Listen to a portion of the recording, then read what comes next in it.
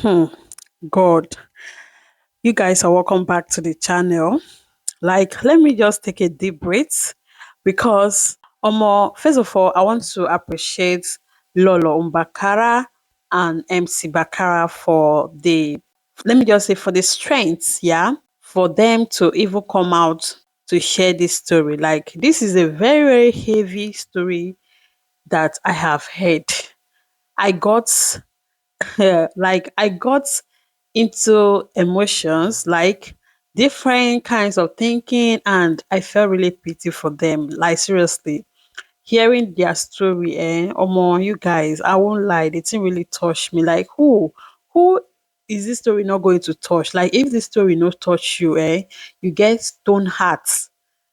But I wonder how people that doesn't know anything about anybody will be saying things they don't know. Like this life, one thing that we all should learn to do for ourselves, like to be healthy for ourselves or to be okay for ourselves, is don't listen to what people will say about you. That's number one. And number two, you don't owe anybody any explanation. But in this their case, I think they did well for coming out to share their story, because you guys know now they have a special need daughter. Their only daughter is a special need, and all this while where all this thing was going on, some persons just saw a clip of their daughter, and they said the people started saying that MC Bakara used their daughter for ritual. You guys should already know about all these things. When the rumor was going on that time, and MC Bakara did not even say anything, or like they were all quiet as at that time. But I think the thing have really, really got into their nerves, and I think a lot of people are still going to their DM to say a lot of things, and they have finally, like they have buckled up, they have gathered the strength enough that will carry them to be able to bear this. But as a mother, Lolo Mbakara couldn't like bear it. She started at some point she started crying, guys. So in case you haven't watched the main video, yeah, how they got their daughter, their special need daughter, their experience and everything, what led to their daughter being like that and all of that. You guys need to go to MC Bakara YouTube channel and watch the full clip. But for now, this is just a little clip from the full video. You guys should just watch this video to the end, guys. But I just want to say, those people that are always saying what they don't know, like it's high time you guys learn. Sure, you guys now have heard, like you are going to be hearing their story and you know what really, really happened. We should not just jump into conclusion. That's not how this life is supposed to be. You guys share this video, like watch the video to the end, and also leave your own opinion in the comment section. Watch the video to the end, my people. From I think it's a Chinese channel, and I saw them do like a brain surgery. So I asked my husband, I said, do you think they can do a brain surgery and give my baby a new brain? Because if she has a new brain, then she'll be fine, you know. And he said,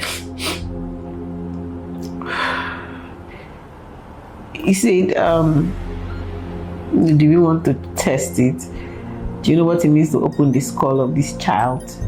It's 50-50. Is it not the pain she'll go through? What if it doesn't work? Okay, then whose brain are you going to take from? Because when you wish that you have a brain of a child of this age, then that means you're wishing that another child of this age goes down so that this your baby can be well. So I feel like that's a little selfish.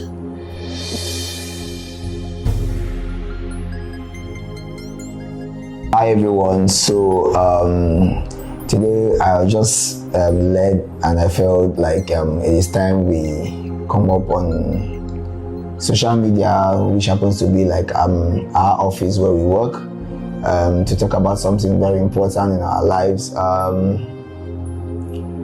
Over the years, I mean, for the past 3, 4, 5, 6 years, we've had a lot of people trolling, you know, my wife and I, that we have not been posting our only daughter online, posting our only daughter, our child, our first child. And so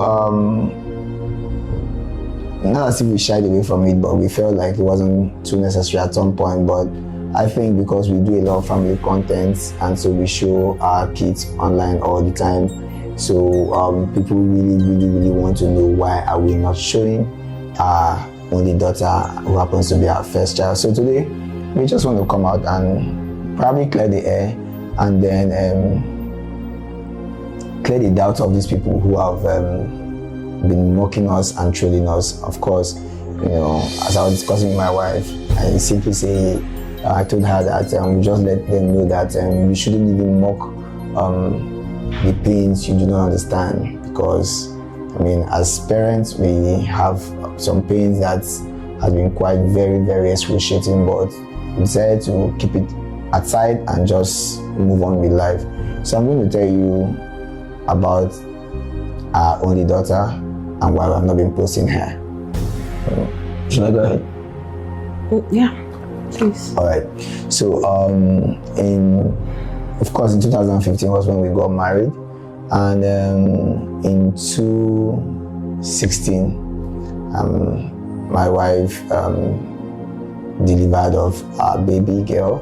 Her name is Eke Aya. All right, so The 19th of October. 19th of October 2016. Yeah. So now that night was one of the most horrible nights in our life, like very horrible night. I think on the 16th, on the 7th, 18 was when the labor started. Yeah, on the 18th. It was a day before. It was like the early hours of the day. Early hours of the 19th. Yeah, okay, it was the the early hours of the 19th. Okay. That was when the labor started. In the morning. You know, and we had a good progression of labor according to the medical teams that checked us. And of course, during the antenatal and the checkup from the doctors, everything was fine. Even the placenta position, the water in the, everything was fine basically up until the time for delivery, and I think at some point in the hospital, of course we're in a public hospital, government hospital, and at some point when I was going through my pain, it was like I think it was like it was not a medical personnel that checked me at some point. I feel like the nurses, everybody just went to go and rest, and the person I saw that was trying to clean the room, so I just assumed that might be a cleaner or something that was now checking me at some point, but I had progressed greatly, and then the doctor came out like, okay, in the next few minutes or so, not up to an hour, you're going to have to start entering to push up, so that was the plan. And by the time it was time to push, we had some issues, and the baby's head will be coming out, and somehow it will slide back in. I don't know, the nurses were like shouting, and at some point they were like that I should not allow the baby. They were acting as if maybe I was the one that was sucking the baby back inside of my body, or pushing the baby back, but the baby's head would crown, would be like push, that kind of thing. But at the end of the day, the baby came out, baby was stressed, and baby was not crying or breathing. Not crying, let's say not crying. I think from that point, let me share my experience. I at least I saw some things happening inside there. Okay. So I don't know when they called you. Okay. But from my own point of view, the inside of the place, baby came out. They now, you know how they try to tap the baby. They now said, okay, oxygen, bring the oxygen, just casually, So you think that, okay, there's oxygen in the room. So they brought one container. So they carried that container and press straight to the baby's nose, poke up, and they're like, it's empty. They said, this thing is empty.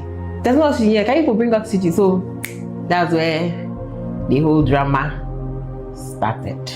So baby was brought out, with an oxygen mask with a cylinder, and of course, the cylinder was not producing oxygen, but rather, some sort of water. So I had to unmask the baby and took my daughter into the car. Now the ambulance they brought, I think there was no fuel as at the time too.